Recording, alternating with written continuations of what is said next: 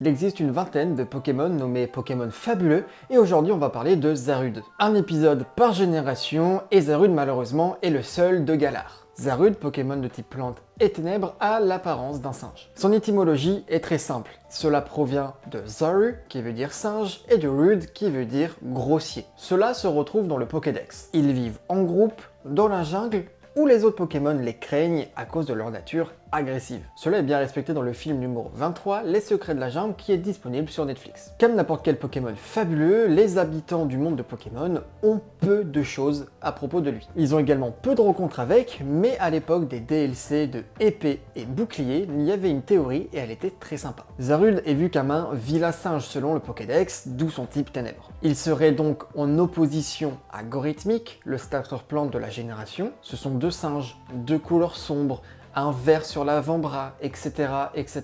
La théorie visait à dire que chaque starter aurait dû avoir son opposé à un vilain. On aurait pu donc imaginer un Lézargus de type spectre pour son côté espion, et donc pour opposition, il restera soit le type psy, soit le type fée pour Pyrobut. On aurait pu voir le type fée, comme ça aurait changé de Goupelin par exemple. Et en plus de ça, c'est assez bizarre qu'il n'y ait qu'un Pokémon fabuleux pour la 8ème génération, à l'inverse de toutes les autres où il y en a plusieurs. La dernière fois que cela est arrivé, c'était Mew pour la première génération et Celebi pour la 2ème. Malheureusement, je trouve, et c'est un avis personnel, que les Pokémon fabuleux ont de moins en moins de charisme, d'importance. Je trouve qu'un Deoxys, un Darkrai, même si j'aime pas ce dernier, ont beaucoup plus d'intérêt. Je trouve qu'il manque énormément ce côté mythique que l'on trouve chez Celebi ou Mew, pour citer des personnes que j'ai déjà citées. Pour faire un parallèle avec ses homologues de la première et la 2ème génération, Mew de base est une simple blague, il n'aurait pas dû exister. Cela vient du programmeur Shigeki Morimoto. En vrai, j'avoue que même si du coup ça rend ce Pokémon assez stylé avec cette blague,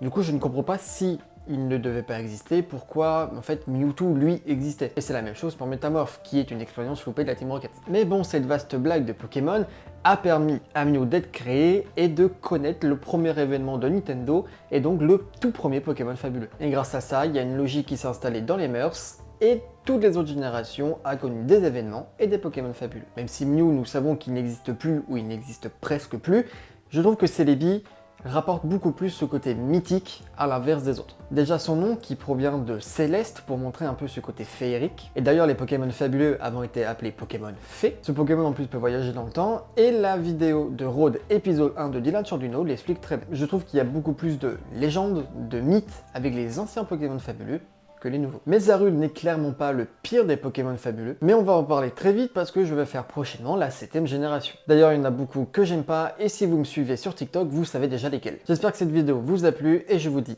à très vite pour une autre génération, un autre Pokémon.